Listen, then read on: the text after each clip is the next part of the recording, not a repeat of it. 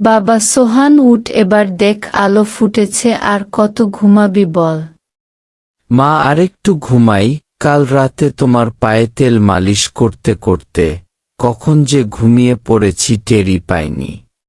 সে আমি জানি, তুই আমার জন্য দিনরাত খাটছিস, কিন্তু এখন না উঠলে যে বেলা হয়ে যাবে। জঙ্গলে যাবি না? ঘরে যে চাল নেই। চাল নেই? তুমি আমাকে কাল রাতে বলনি কেন মা? আমি তো ভাবলাম আরো 2 দিন চলে যাবে। তুমি কিছু খাওনি? আরে না না, আমি খেয়েছি, কালকের পান্তা ছিল। তুই চিন্তা করিস না, তুই আগে নিজের জন্য ভাব। আমার কথা পরে, তোমার পায়ের ব্যথাটা কমলেই আমার সব ব্যথা চলে যাবে মা।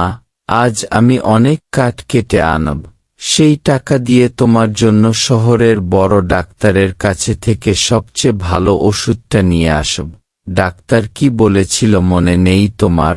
ওই ওষুধটা নিয়মিত খেলে তোমার ব্যথা একদম ভালো হয়ে যাবে। ওই ওষুধের যে অনেক দাম বাবা, তুই এত টাকা কোথায় পাবি? তার চেয়ে বরং তুই একখানা জুতা কিনে নিস তোর জন্য। তোমার সুস্থতার চেয়ে বড় আমার কাছে আর কিছুই নেই মা। বাবা তো আমাকে দেখে যেতে পারেননি, তুমিই আমার বাবা, তুমিই আমার মা। তোমাকে ভালো রাখার দায়িত্ব আমার। তুমি শুধু দোয়া করো যেন আজ ভালো দেখে একটা বড় গাছ পাই। সৃষ্টিকর্তা তোর সব ভালো চাওয়া পূরণ করুক বাবা। আয়, 2টো মুড়ি আছে, খেয়ে নি।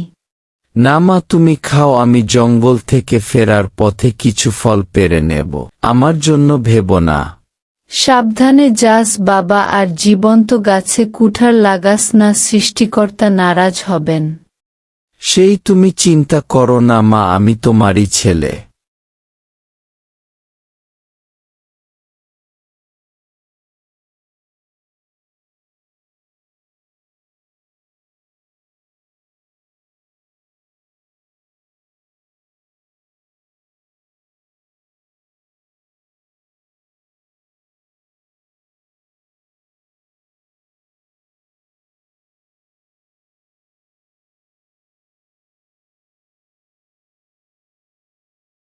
আশেপাশে কি কোনো মরা শুকনো ডালপালা কিছুই নেই মা? ঘরে একা তাকে খাওয়াতে হবে, তার ওষুধ কিনতে হবে, কত দেরি হয়ে যাচ্ছে।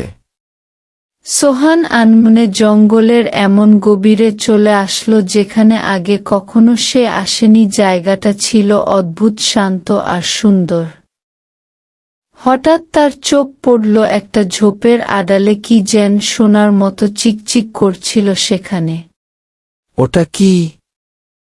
কোনো শিকারি ফেলে যাওয়া কিছু নাকি? এ কি অবস্থা তোমার? তুমি ভয় পেয়ো না, আমি তোমাকে সাহায্য করতে এসেছি। আমি তোমার কোনো ক্ষতি করব না। ভয় পেয়ো না, শান্ত হও। আমি তোমার বন্ধু, দাঁড়াও, আমি এখনই ওষুধ নিয়ে আসছি। সোহান কিছুক্ষণের মধ্যেই রক্ত বন্ধ করার জন্য কিছু জংলি পাতা জোগাড় করে ফেলল। একটা পাথর দিয়ে থেতলে সেটার প্রলেপ তৈরি করল সে। একটু ধৈর্য ধরো, একটু জ্বালা করতে পারে, কিন্তু দেখবে কিছুক্ষণের মধ্যেই তোমার রক্ত পড়া বন্ধ হয়ে যাবে। আহারে, কি ভীষণভাবে আঁচড় দিয়েছে! নিশ্চয়ই নিশ্চয়ই কোনো দুষ্টভাগের কাজ।